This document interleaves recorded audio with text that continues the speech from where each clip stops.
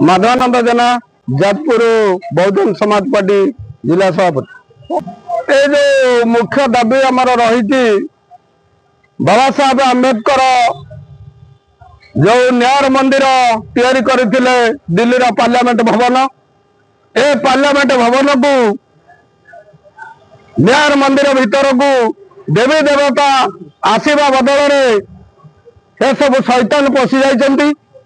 तेणु ये जो शैतान माने पशिचंती ये सारा भारतर 140 कोटी लोकों ऊपर जो मनुवादी शासन भार लदी दौरान से आमे बहुजन समाज दलित आदिवासी पछुआ वर्ग एवं संख्यालघु समस्त मनरे गोटे बाधा आसी। ये बाधा सारा भारतर 140 कोटी मनरे गोटे आशंका उपजी। आगामी दिन में ए जदि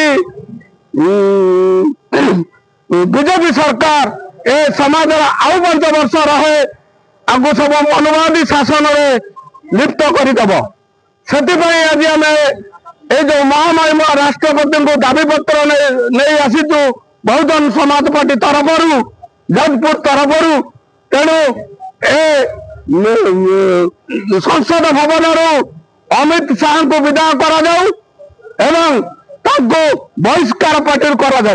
मनोज कुमार जेना जो गणतंत्र जो मंदिर अच्छी पार्लियामेंट रे से कथा अमित शाह गृहमंत्री जाकि अत्यंत बेपरुआ भाव में कहले कि ये बार बार आंबेडकर आंबेडकर आंबेडकर आंबेडकर होदी से न कही तुम भगवान भगवान हूँ तुम 7 पीढ़ी पर्यंत स्वर्ग में जगह पाते।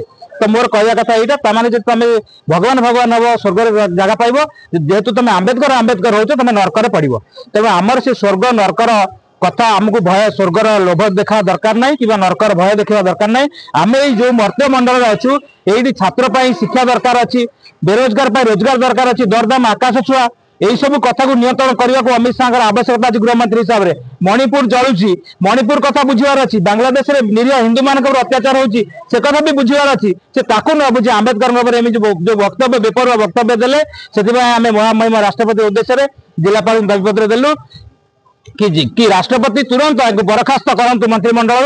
ये देशद्रोह मामला रुजु हो अमित शाह को केवल जेल चारिकांत उपयुक्त जगह से गणतंत्र मंदिर को प्रवेश करला योग्यता से हरई बसती।